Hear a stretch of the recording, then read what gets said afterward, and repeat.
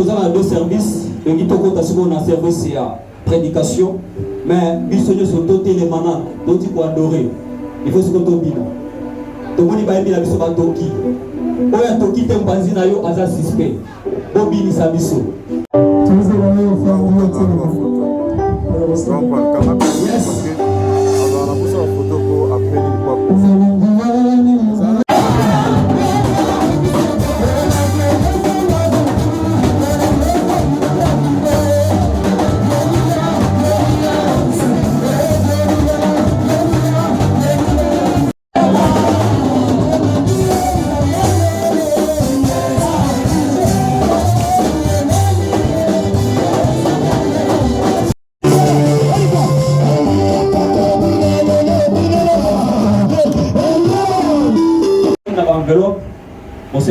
Avant matin, donc c'est quelques minutes, mais puisque 2 minutes, nous devons nous sortir l'enveloppe dans le chiffre 5.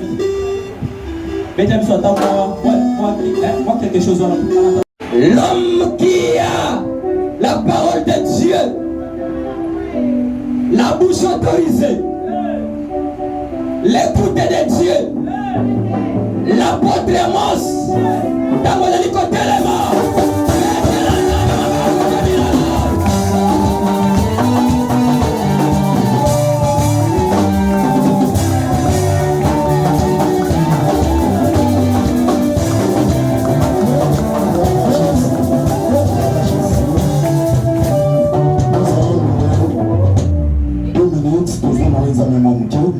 La célébration pour la minute, nalingi au lanza, nalingi au nisanza.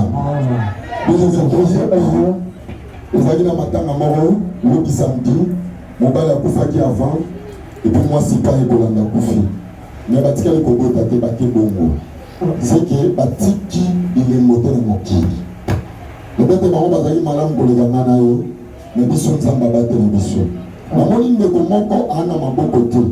Tant bazolo ba l'église ba babetela nzambe maboko ya bandi kolela. Ba soki nazalaki na maboko. Namoni ndeko moko akoti na salle d'urgence. Et puis alobaka lisusu te pe aliaka te. Azo vivre en oxygène au par jour on fouta $50. Et maintenant Nathalie pe monga na nango ya ofele banana botama même na mona facture to na pema o. Sikawa moto azo foutela ngo par jour $50. Na calculer âge na nango fois 50. Non, na une année to une 50. Na chongo $50 fois 30. Fois 30 wana siko multiplier en sous fois 12. Fois 12 wana multiplier en sous.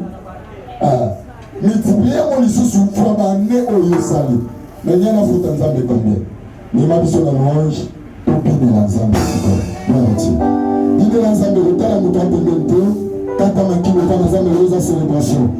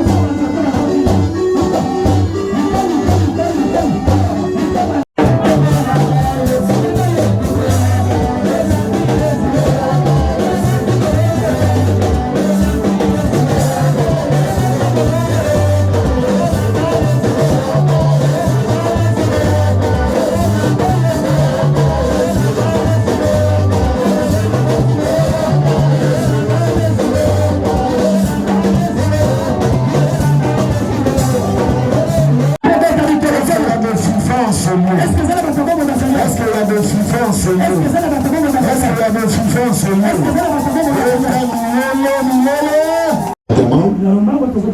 Afin de profiter pendant que tu es debout. Daniel chapitre 2 verset 31 à 35. Toute la terre. 1 Pierre chapitre 2 verset 7. 1 Pierre chapitre 2 le 7e verset. 1 Pierre chapitre 2 verset 7. 7. Chapitre 32 verset 3 à 4. Deutéronome 32 verset 3 à 4. Yake Yesue sinawe mawa kutosha zambi zambi simeosha nanjo Yesu nesimama niye mambani salama niye mambani salama niye mambani salama chakutumbani esina. Sachez-le que comme tu as choisi une bonne part, le Dieu là qui ne reste pas avec la dette d'une personne, il ne te laissera jamais méfite. Tu retourneras avec la bénédiction. Si tu étais venu malade, tu retourneras guéri. Si tu étais venu lié, tu retourneras lié. Et le ciel te donnera. Est-ce que quelqu'un te comprend? Prions pour la parole. Dieu d'Abraham, Dieu d'Isaac, Dieu de Jacob, Christ Jésus, tu n'as pas changé. Tu es le même. C'est toi qui avais fait l'alliance avec Abraham. Et la Bible dit ceci. Quand tu as fait l'alliance avec Abraham, Abraham était mort. Tu as choisi son fils Isaac. Et quand Isaac était mort, tu avais choisi Jacob, son fils. Cela veut dire tu es le Dieu d'Abraham et de ses enfants. Et aujourd'hui, tous ceux qui croient en Jésus, il est devenu fils d'Abraham. Il peut bénéficier de l'alliance que tu avais traitée avec Abraham. Aujourd'hui, tu m'as appelé, tu as fait l'alliance avec Abraham.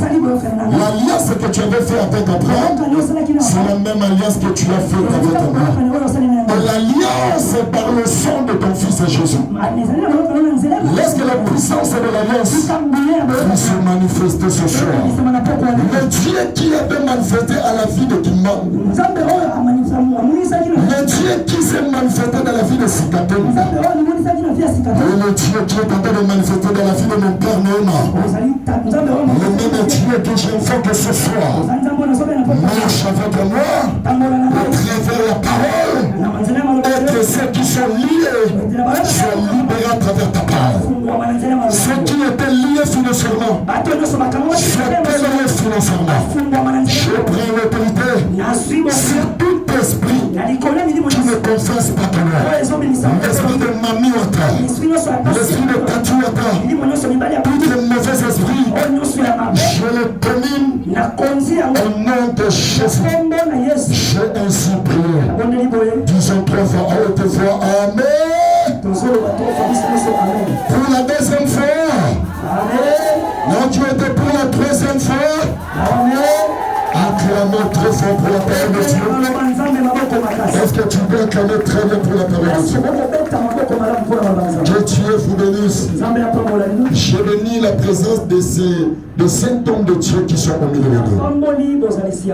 Nous allons les présenter à la fin après la parole. Et nous allons les recevoir. D'abord la parole de Dieu. Amen. Amen. Je te bénis aussi, toi, qu'on t'avait invité. Plusieurs merci à ceux qui étaient débutés avec nous depuis le premier jour de ce séminaire. Depuis le mardi jusqu'au vendredi, et aujourd'hui encore Dieu bénit. Sachez-le que le rétributeur va te bénir.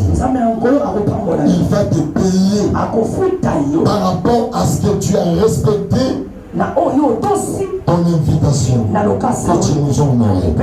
Je bénis aussi la présence de tous les enfants de Jérusalem. Toi qui étais là avec nous jusqu'aujourd'hui, Que mon Dieu vous bénisse. Jésus-Christ est lui-même en œuvre. C'est notre thème de notre séminaire. Vous avez un récit qui vient de la... Ça, c'est troisième édition. Par rapport à ce thème, Jésus-Christ est lui-même en œuvre. Il y a deux grands thèmes que nous parlons dans l'année. L'autre thème, c'est l'apparition de Jésus. On souvent dans l'année, Yamakas. Et avec ce thème, Jésus-Christ est lui-même en œuvre. Donc nous parlons 100% de Jésus-Christ. Et ici, c'est lui qui est élevé. Amen. Amen. Jésus-Christ est lui-même en œuvre.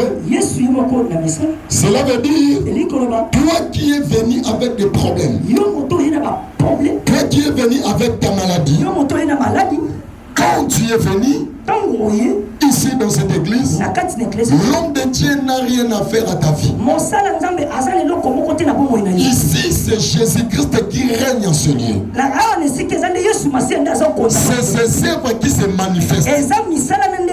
Voilà pourquoi nous avons dit Jésus-Christ est lui-même en œuvre. Ici, nous n'appelons pas les anges de venir travailler. Ici, nous n'avons pas besoin de séraphins. Ici, nous n'avons pas besoin de Michael. Ici, nous n'avons pas besoin de Gabriel. Et il travaillait dans l'ancienne alliance. Dans la nouvelle alliance, c'est Jésus-Christ lui-même qui travaille. Et même si on fait service d'huile, c'est pas l'envoi de Dieu. C'est un service que Dieu nous a parlé de le faire. Ce n'est pas parce que chaque fois nous utilisons l'huile. Et si Dieu nous dit encore d'utiliser de l'eau, c'est ce que Dieu nous a donné. Mais ici, il n'y a que le nom de Jésus qui travaille.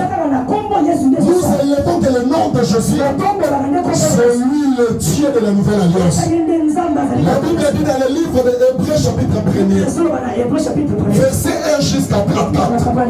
Dans ce dernier temps, Dieu nous a parlé par son Fils. Et qu'un de ces anges que Dieu a dit, viens, tu es mon Fils. Et qu'un de ces anges, Dieu l'a appelé, viens, assieds-toi à ma droite. Mais seulement Jésus, la voix était parlée dans le ciel. Voici mon Fils bien-aimé, en qui j'ai mis toute mon affection, en qui j'ai mis toute ma divination. La divinité de Dieu est résidée en Jésus. Il est la totalité de Dieu. Il est la sagesse de Dieu. Il est l'intelligence de Dieu. Il est la parole de Dieu. La Bible dit au commencement était la parole. Et la parole était avec Dieu. Et la parole était Dieu. Tout ce qui a été fait a été fait en elle. Rien de ce qui a été fait n'a été fait sans elle. En elle était la vie. Et cette vie a donné lumière dans les mondes. Cela veut dire Jésus a la totalité de Dieu. La Bible dit ceci dans le livre de Daniel, chapitre 2, verset 31.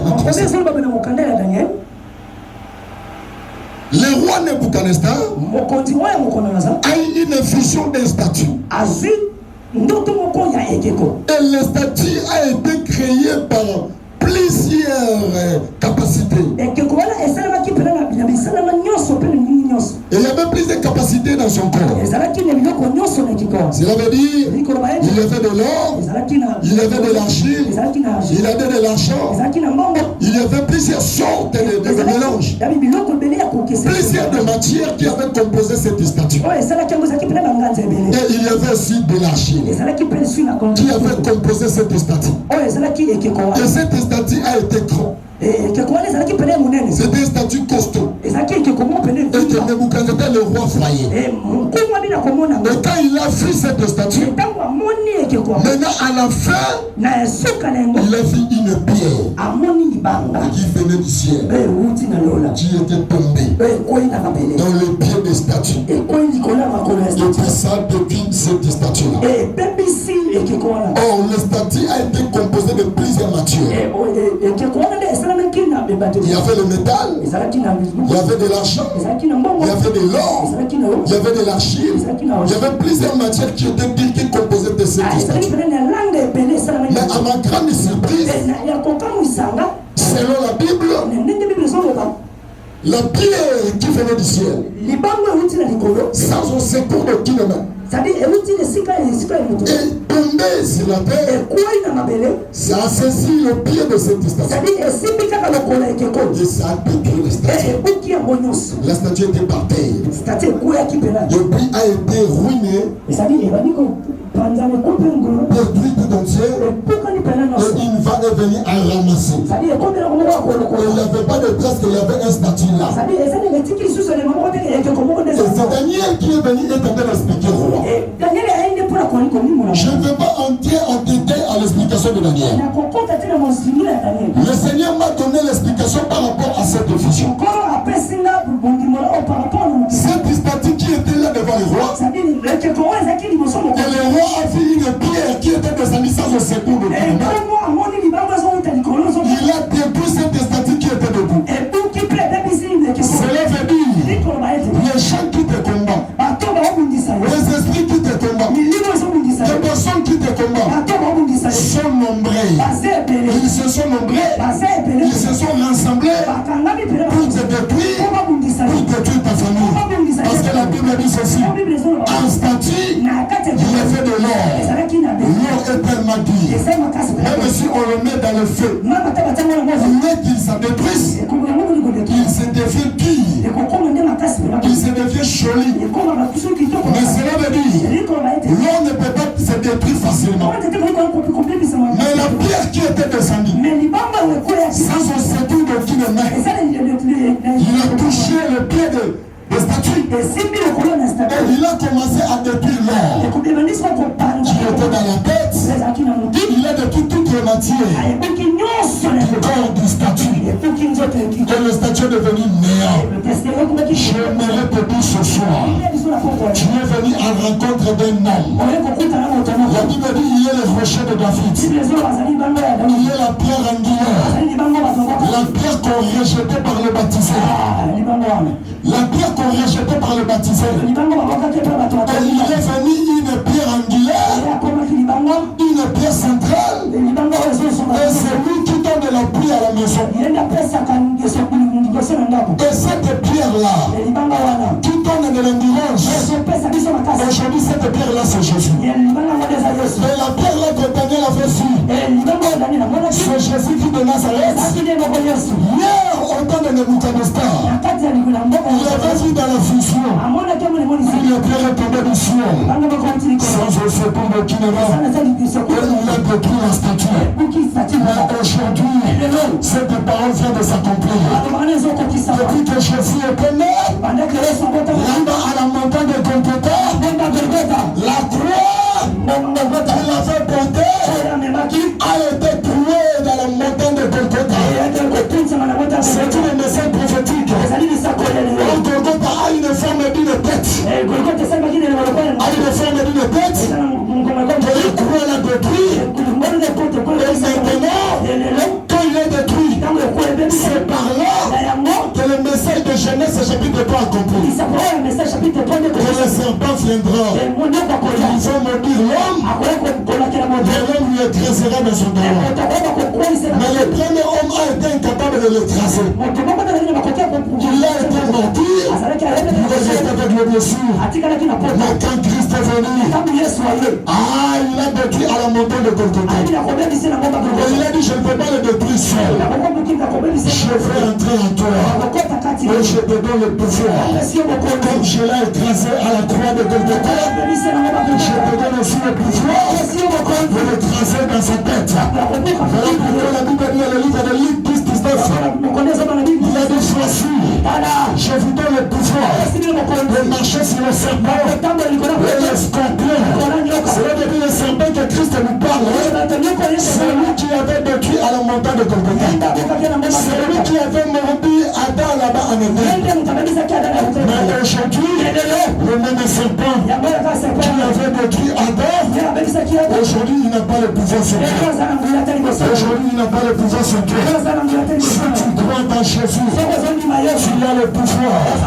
Tu vas écraser le serpent de la maladie. Tu vas écraser le serpent de problème. Tu as le pouvoir.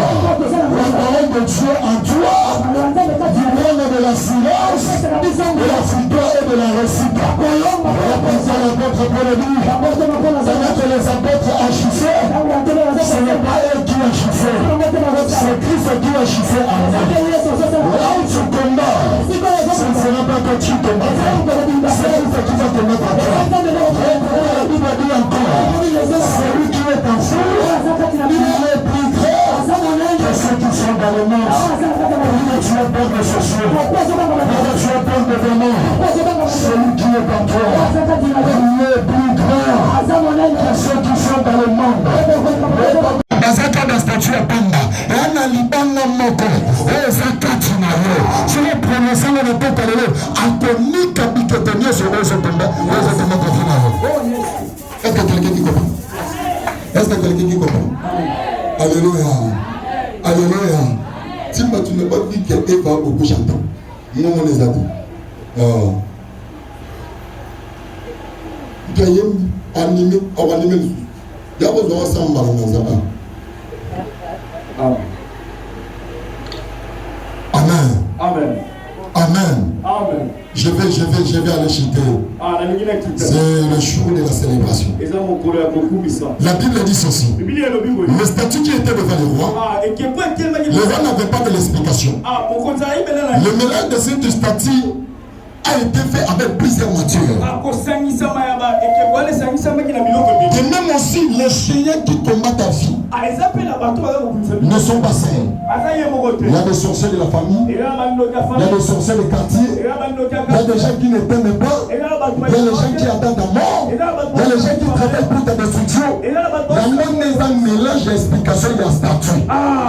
Maintenant, toi tu es comme le roi. Tu ne sais pas comment depuis cette statue. Même si on prend des marteaux, il ne sera pas détruit. Mais pendant que le roi s'inquiétait, le Daniel est venu. Il a donné la solution. Il a dit la pierre que tu as fait, qui a été tombée dans le pied de statue, a détruit cette statue. C'est de la même manière. Dans la réalité, cette statue, cette pierre de pierre sur la statue. Ce que j'ai aimé à la fin de cette vidéo, après avoir détruit le statut, ce pierre a commencé à grossir. A commencé à grossir. Il a rempli toute la terre. Jusqu'à ce que la pierre n'a pas laissé un espace sur la terre, parce qu'il avait occupé tous les espaces. Je suis en train de te dire ce qui avait depuis ta réputation. Le pierre qui est en toi, il va remplacer, et puis il va te lever, il va mener ton honneur à protéger cela partout.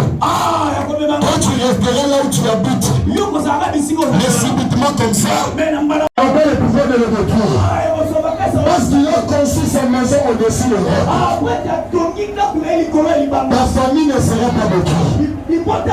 Ta fille ne sera pas détruite. Parce que le fondement de ta vie est basé sur le nom de Jésus. Parce que ta famille est fondée sur le nom de Jésus.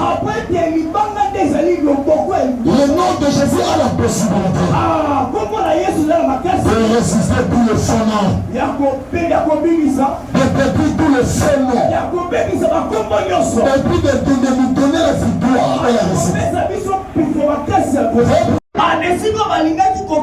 Et une force a commencé à sortir. Et tout à coup, il a brisé le chêne. Et il a cassé les colonnes. Il a fait tomber ses cristaux. Et lui seul, il a détruit toutes les personnes qui étaient là dedans. C'est le même comme la fille de notre Seigneur Jésus. On l'a enfermé, on l'a détruit. Après 3 jours, il a été sorti du tombeau. Et quand il est sorti du tombeau, ils nous ont donné le pouvoir. Si on avait coupé les cheveux de Samson, en toi, il sera incapable d'enlever le nom de Jésus. Même si tu tombes dans le péché, il sera incapable de te détruire. C'est pourquoi Samson a dit, Seigneur, devant mes adversaires, ne regarde pas mes erreurs. Laisse-moi d'abord détruire mes adversaires. Et puis tu viendras me juger après. Je suis en train de dire à quelqu'un, les enfants ennemis, je ne veux pas regarder tes erreurs. Devant les sorciers de votre famille, je ne veux pas regarder tes erreurs. Il va d'abord te donner la victoire. Et après, il viendra te tirer l'erreur. Il te dit, mon enfant, il ne faut plus répéter cela. Je suis en train de lever mes mains. Je dis à quelqu'un ce soir, toutes les personnes qui étaient maudites par ses parents, toutes les personnes qui étaient maudites par ses oncles, par ses papas aussi, il a été maudit par les gens de leur famille. Et il a des erreurs. Et il a des conséquences. C'est lui qui a peur. Mais ce soir, je suis en train de te dire, malgré que c'est toi qui as tort, Dieu sera derrière toi. Premièrement, il va d'abord te donner la victoire. Après, il viendra te tirer les oreilles. Tika Kobanga parce que Mora le bel que quelqu'un possible m'appeler. Tika Kobanga parce que Tata Mora le bel que quelqu'un possible m'appeler. Peut-être que l'homme n'a pas raison. Le colère le bel qui est. Le bang dans la famille Nabino. Respecter Banoko. Respecter Tata Mossi. Dans Naya le bel au Koma Kolenga. Pendant récit, il fallait que le Kodomisanayo. Pendant récit, il fallait Kabelaye. Pendant récit, il fallait que c'est Mumula. Maïe Kodomisson n'a pas parlé. Toutes les paroles qui étaient bien en tenant. Pour le soutien de ta fille, et tu n'es pas obligé d'aller le chercher et le supplier. Surtout si tu avais raison. Surtout si tu avais raison. Surtout le cause qui n'a raison. Il ne sera pas te détruire. Parce que toi tu as des raisons. Mais aujourd'hui le combat qui est dans ta vie, ce sont des combats qui t'arrivent que toi tu n'as pas fait le rêve. Elle veut te détruire. Elle veut que ta tête soit coupée. Elle veut que tes enfants soient détruits. Mais aujourd'hui, je suis venu te dire, Libanga Bakata Kaangote, Ezekati na yo kombe na Libanga, Libanga na yo Sonasia, Lelenge nyo Sobakoyela, Libanga Komika Bango. Voilà pourquoi Jésus donne une parabole. Il a dit cette pierre qu'on rejetait. Cette pierre qu'on rejetait. Par de baptisés. Ça a devenu le pierre principale de l'âme.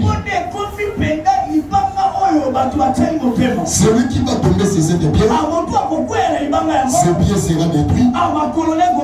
Mais si la pierre tombe sur lui, il sera réduit en poussière.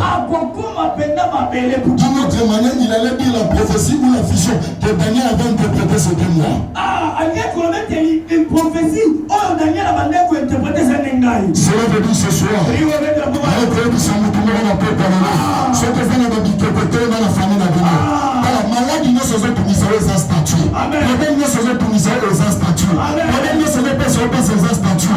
Tellement de choses dans l'eau. Statut, nous avons matière de notre côté. Et ça, on mélange de l'eau. Et ça, on va quitter notre famille. Et ça, on quitte notre quartier. Et là, nous sommes ma belle famille. Et nous sommes ma belle entreprise que c'est ça. Mais la ligne à l'île du salaud. On pas là où on se coule. Les gens qui ont été bébés, c'est dans notre famille. Les gens qui ont été bébés, c'est dans notre quartier. Les gens qui ont été bébés, c'est dans notre quartier. Les gens qui ont été bébés, c'est dans notre quartier. Les gens qui on a connu Kabango, Nice. Est-ce que tu comprends?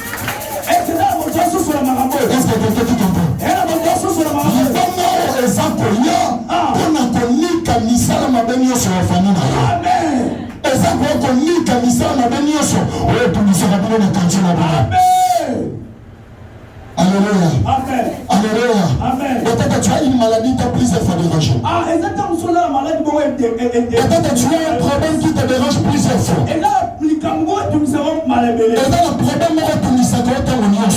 Mais là, il faut y aller, puis c'est un peu quoi. Les Camerounais, ça le connaît la statue. Les Camerounais, ça le sur la scie. Les Camerounais, comme on connaît, c'est juste le sang.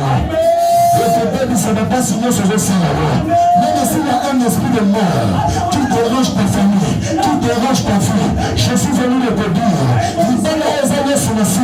Et que tu s'est mis ça sur la baie, et je te dis, c'est pas le moment.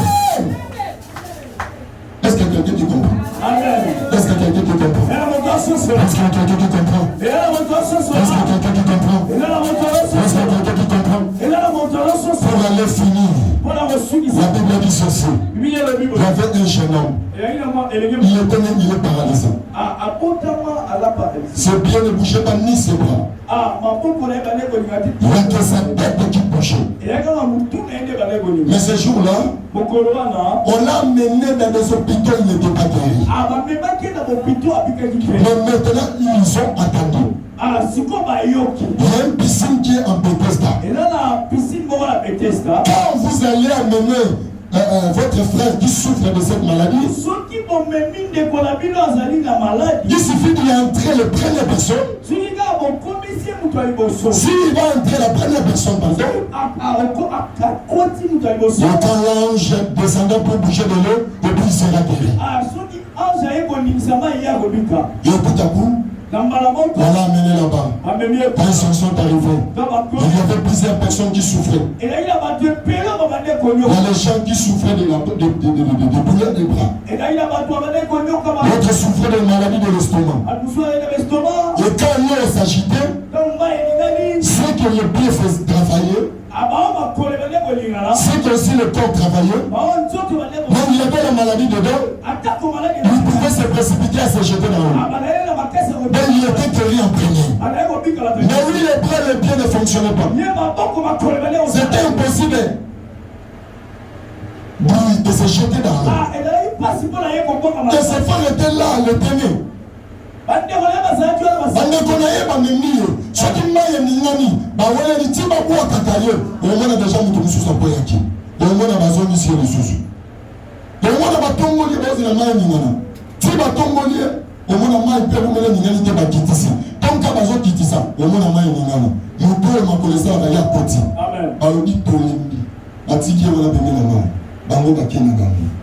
Ils se sont partis. Et maintenant, l'homme il est resté là. Avec son lit. Il est resté là. Il n'y avait personne de le jeter dans l'eau. Mais quelqu'un, il a dit, cette fois-ci, pour toi, ça ne sera pas de l'eau. Ça sera moi, Jésus-Christ moi-même. Ça sera moi, Jésus-Christ moi-même. Ça sera Jésus-Christ lui-même. Ça ne sera pas quelqu'un qui va te jeter dans l'eau. Ça ne sera pas de l'eau qui te guérira. Mais ça sera Jésus-Christ lui-même. Peut-être tu es tenté de demander de l'aide aux gens. Tu es tenté de demander de l'aide aux amis.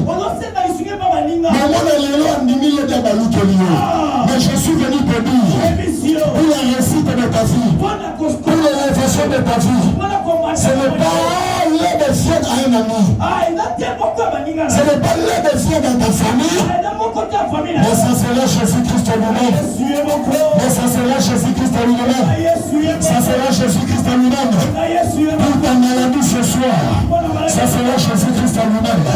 Pour ton problème ce soir, ça sera Jésus-Christ lui-même. Pour le combat ce soir, ça sera Jésus-Christ lui-même. Je suis venu de te dire, quand Jésus se présente devant le problème, il faut qu'à Assal. Est-ce que c'est un mouvement associé sur le mal? Problème n'a pas été comme une modalité. Ça m'a pas donné maman. Problème n'a pas été comme un moninate. Et moi, je suis bien investement parce que au tchè la bateau me pema.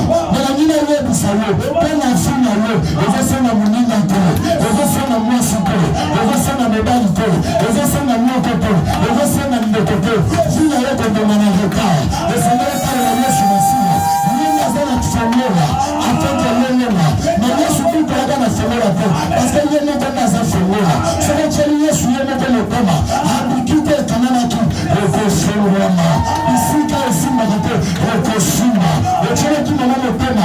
même les actes dessus. Et tu as dit papa le thème, elle a même les actes dessus. Et tu as dit la ligne du thème, elle a même les actes dessus. Et tu as dit la connaissance du thème, elle a même les actes dessus. La paix pour aller, la ligne pour aller, pour aller, pour tu as mis sur le thème, tu as lié sur la ciel, elle a mis le thème. La main a dit le but, la main qui a la paix, le poison tient au lit qui est pas dans moto. Avant le corps en cette paix, elle a mis la tesson. Tout le monde est à côté, mal les actes. Ceux qui m'ont répondu, mon cas c'est Baniko Kauka. Banzete Baniko Kauka. Prends la réponse Baniko Kauka. Ici, ça te fait la belé, et Baniko Kauka. Maintenant, le temps de terminer la leçon. Que tu as gagné sur le thème. Que ça le temps en cette paix. Et l'on a pas de la maille. Attends-nous le bêtité. Ah, mais je suis vitamine. Et je suis dans la maille. Attends-nous le bêtité. La sauce à vitamine. Et je suis dans la maille. La ligne à l'eau, puis ça y est. Attends-nous le temps de terminer la leçon. Attends-nous le temps de terminer la leçon. La ligne à l'eau, puis ça y est. Et ça peut le temps de la maille. Mais on a mis à l'eau sur le ciel. Oh, le temps de la casse dans l'eau. Oh, le temps de la guérison dans l'eau. Oh, le temps de la maille dans l'eau. Alléluia, que la ligne. Et je sais dans le côté. Et ça casse dans le côté. Je vais écouter ce jour-là. Dans le livre de l'Exode de chapitre 3. Quand Moïse a été envoyé pour aller combattre Pharaon, Moïse, Dieu a dit, sois combattre Pharaon. Va lui dire, libère mon peuple. Mais Moïse a refusé. Il a dit, je n'irai pas. Je n'irai pas parce que toi tu m'envoies d'aller combattre un Dieu. Tandis que moi je suis un homme. Dieu dit à Moïse, je veux t'envoyer avec Aaron ton frère. Moïse a dit, Aaron a un paquet spirituel. Na kindete. Yemo wenza milemo logo kita pekuna. Moïse a refusé. Nzamba mmepetu azanengeni. Alingaba bitinga te. Nzamba yebisi OK. Na oti naona ba ange. Ba Michael, ba Gabriel, ba Chérubin, ba Séraphin. Nzamba tani ba komono so litoko ba ange. Moïse alobi atokani nga ba komo wana nyonso. E frappe ngalite. Moto oti nanga. Nato ne kopungisa. Ba benga ke Nzambe. Na mboka na bango. Ya solo pas Nzambe. Na kola kana maboko na ye. Na yebi nga sala miracle. Na ko moto. Ozoti na ba ange. Ba ke le peuple na Nzambe. Non kindete. Moïse a refusé. Moïse a souhaité Nzambe motema. Dieu a regardé. Dieu a regardé. Alors il a choisi. Maintenant,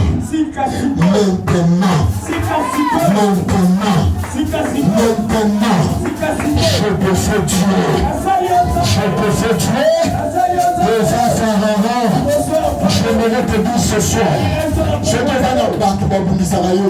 On n'y a pas moto. On s'en fait à Bango. Tu vas dans la Banyama. On va retrouver la bouton. Ma femme dans le bouton. Ma femme dans le niao. Et je sais que, dans la coupe, dans mon niao, dans mon bouton. Nous sommes dans le niao.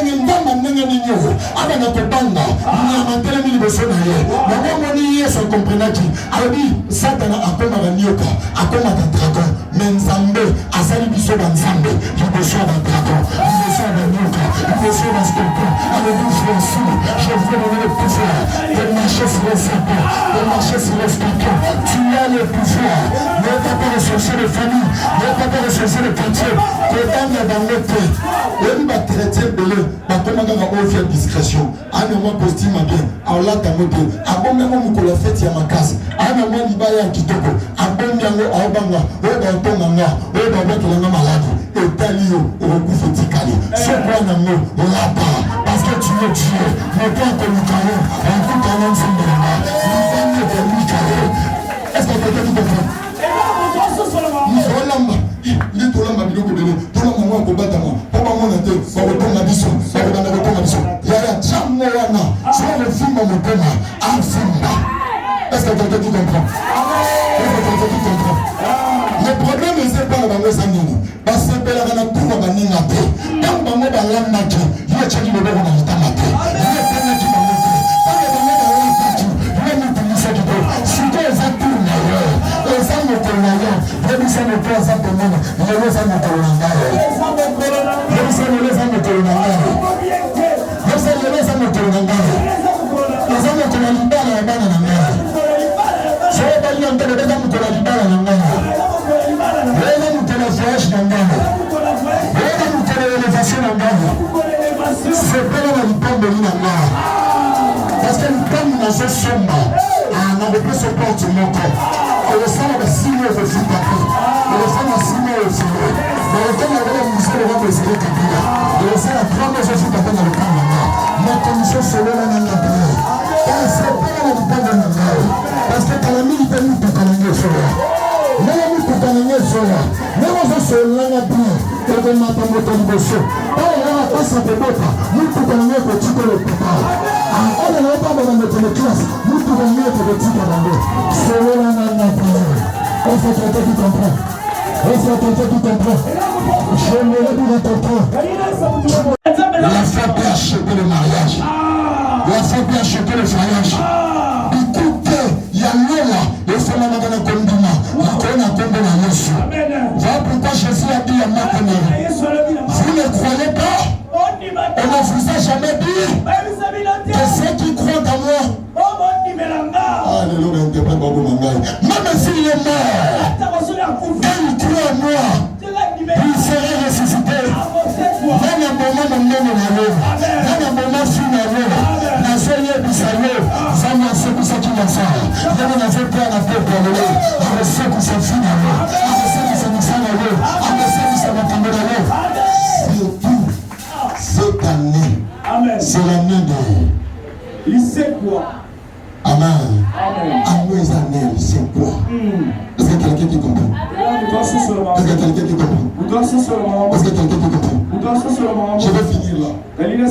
Cet homme il était là. Nous t'en souvenons à Zato. Quand l'église a été détruite, tout le monde a quitté. Tous les jeunes ont dit pasteur, il fallait reposer. Quand pasteur veut se marier, toutes les sœurs sont quittées l'église. Les frères aussi, ils ont réussi la puissance. Voilà mon la Pentecôte. Dans une vision, ça m'a dit même dans ma bonne vie. Dans mon sur ma cueilli pour ça l'église. Ma combi dans les sur ma cueilli. Depuis Jésus resté seul. Voilà mon cacatani, le monsieur a piscine à Bethesda. J'étais malade de l'estomac pendant une année. Nameli va 19 sur estomac équipé. Tu es rassemblé de 300 personnes. Maman me quitte dans zéro. Normalement, ça c'est impossible. Ça c'est impossible. Tu es resté comme ça. Le corps mon cacata nous sommes passés dans la tête. Le Seigneur m'a dit, nous allons descendre en Nabalaba. Mais moi je suis né là-bas pour toi là-bas pour me dire la vérité.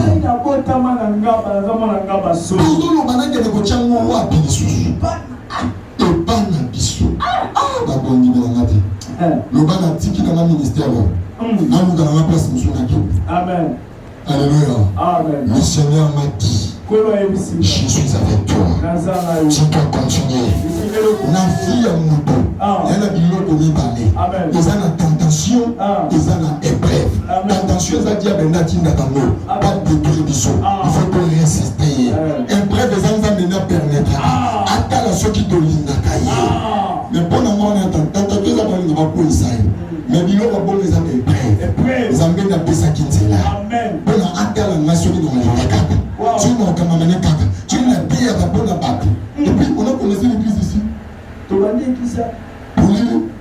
là qui disait le Simon, elle a la maman qui avait, ils nous ont donné avec ses vies. Elle était morte. Et maintenant, surtout aujourd'hui, les collègues de d'autres camarades, nous, c'est la rapporte pour te baver. Tout ça, la intercession. Au moins, on a si l'église, il y a ma foi, ils n'ont pas droit d'amour.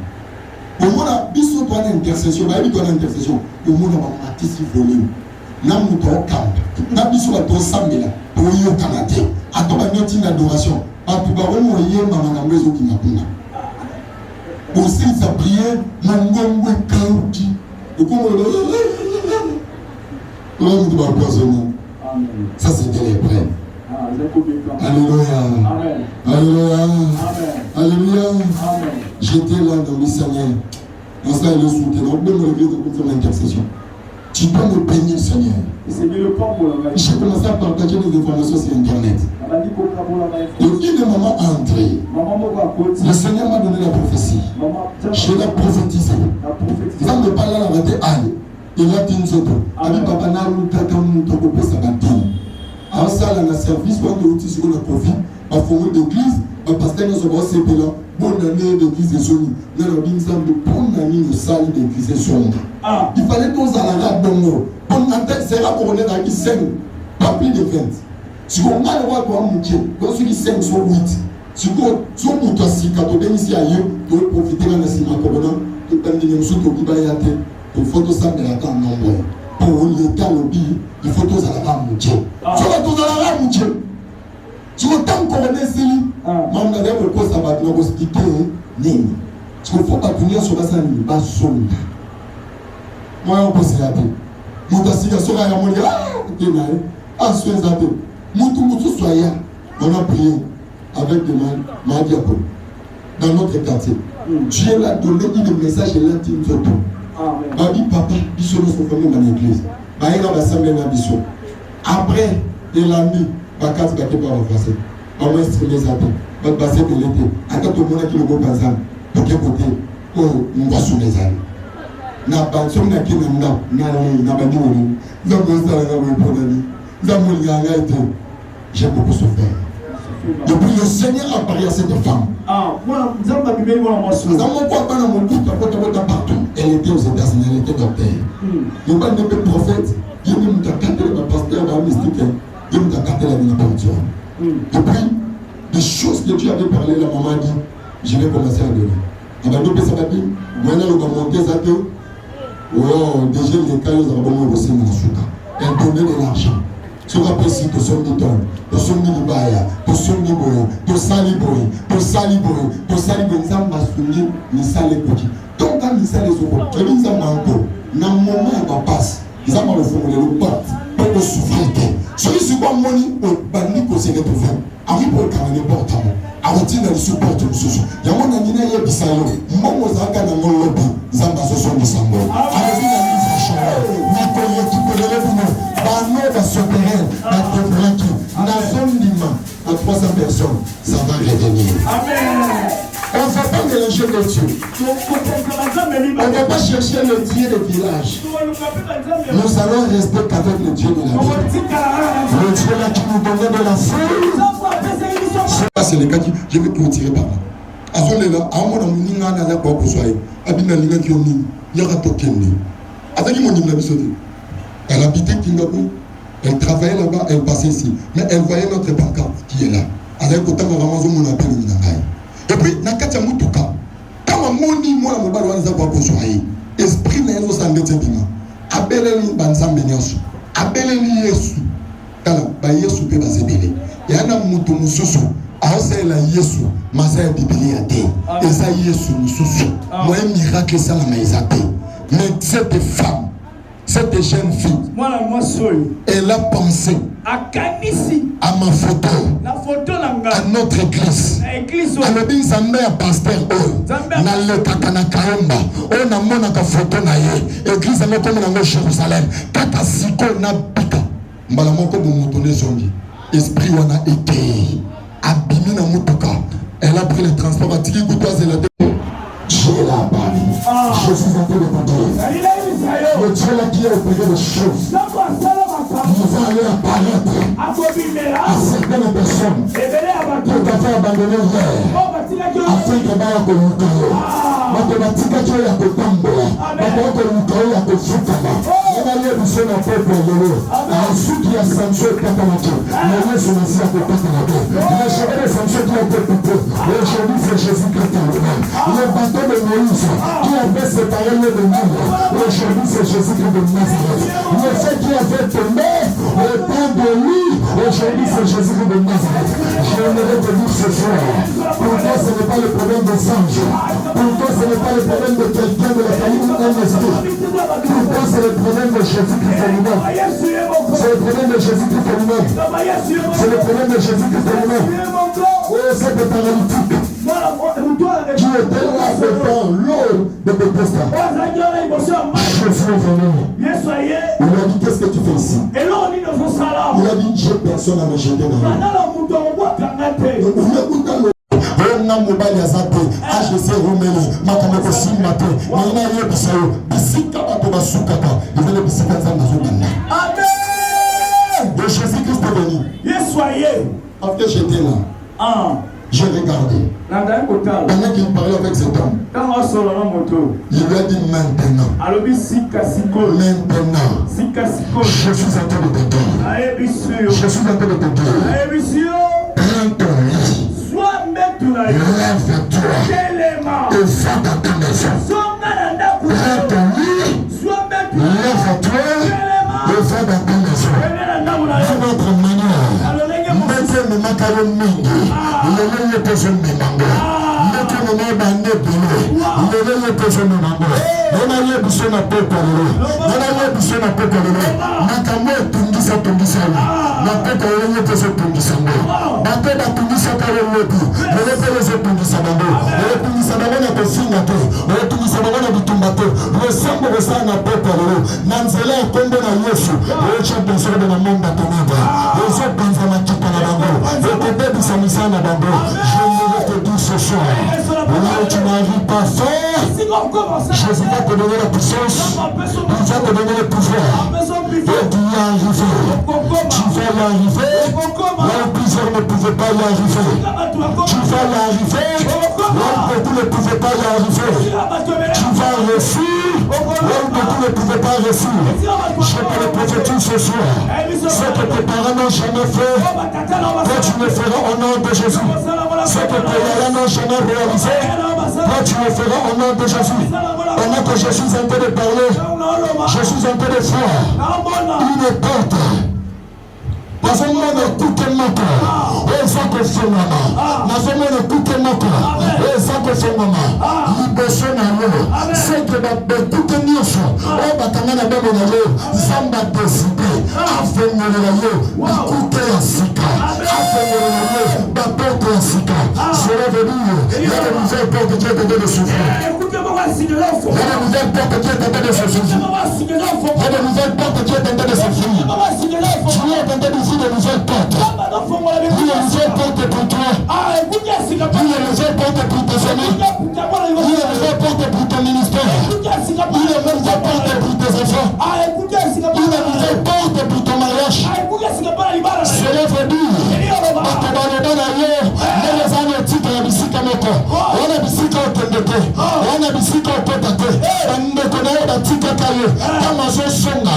Asimbie. Balobi oye akobita. Na wana maite. Na lina ye bisalo. Ye tomama. Na lisunga batamokilito. Na lisunga batamokilito. Na zemo na porte moko. Ese shema na pona finale. Na zemo na porte moko. Ese shema na pona ministère. Na zemo na porte moko. Ese shema na pona bana na yo. Le Seigneur est en train de me dire. Il y a un enfant qui est en train de venir. J'écoute la voix d'un bébé. Il y a quelqu'un depuis qu'il a commencé à demander le bébé. Ça a duré. Le Seigneur m'a dit de te dire aujourd'hui et maintenant, c'est là qu'il a donné. Tu reçois ton bébé au nom de Jésus. Bato basoki mingi. Bato balobi kotoko badia sambelaka moto emo na le côté. Bakoma kosala bakalkile. Balobi kotieli ye bamwa. Ekosimba te libala ekobeba. Balingi nayebisa yo bakalkile batamokili. Soki baokoma phrase, il faut pas battre point. Il faut battre point maintenant flanqué. Nalingi mpe nayebisa yo amafuna pokwa lelo.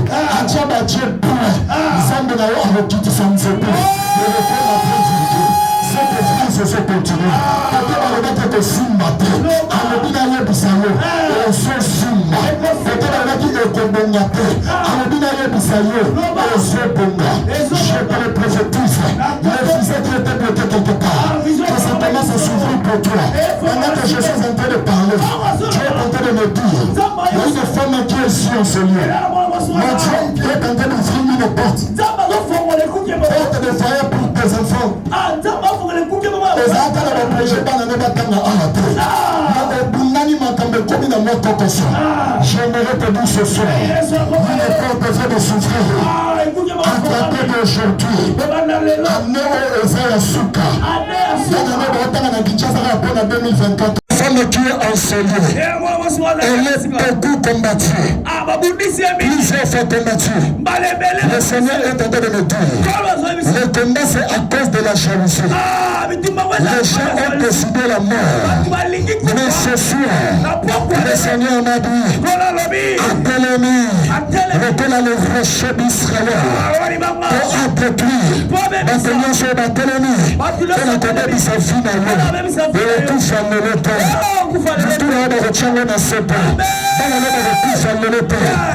Aujourd'hui, c'est le jour de ta visitation. C'est le jour de ton élévation. C'est le jour de ton élévation. La Bible dit ceci. Dans le livre de Marc, voici le miracle. Voici le miracle qui accompagnera ceux qui auront crié à mon nom. À mon nom. À mon nom. À mon nom, papa, pardon. Voici le miracle. Il y a un miracle. Il y a un miracle. Cela veut dire il y a un chef. La Bible dit ceci. Voici le miracle qui accompagnera ceux qui auront crié à mon nom. À mon nom. Cela veut dire quand je crois dans Jésus, il y a le miracle derrière moi. Même si je fais bouche, le miracle est avec moi. Pendant que je dors, le miracle est derrière moi. Pendant que je n'ai pas de force, le miracle est derrière moi. Pendant que les gens me combattent, il y a un miracle derrière moi. Je suis en train de te dire, tu n'es pas seul. Il y a le miracle qui était derrière eux. Pendant que moi regardais, je peux combien de personnes? Moi je peux 3 personnes. Moi je vois 4 personnes. Le 4e personne, il est comme le fils de l'homme. Et le 4e personne, il a affaibli le feu. Mais il a lié pour savoir. Le fils de l'homme, il a revenir à l'époque.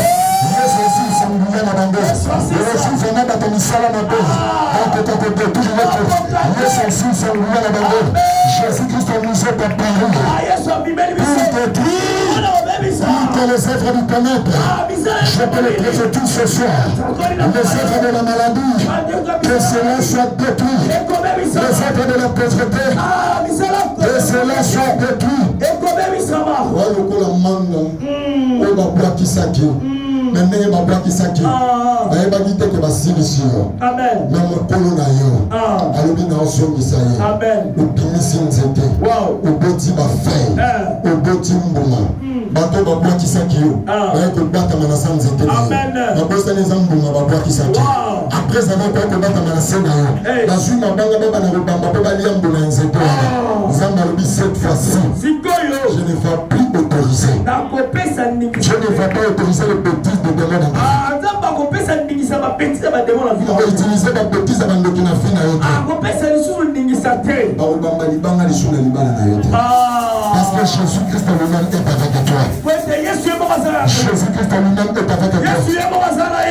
Et cette paralytique, il a pris son lit, il s'est élevé, il a marché, il est retourné à la maison. Il fallait qu'il y ait un peu pour là. Il y a un tina te. Il y a un sukaka. La Bible est bisinga. Anokotakanase.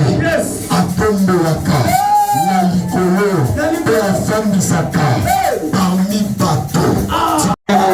Si tu as sorti de la modale, si tu as sorti de la famille, acclamez très fort pour le Seigneur. Acclamez très fort pour le Seigneur. Et Dieu bénit sa parole. Tu vas baisser ta tête.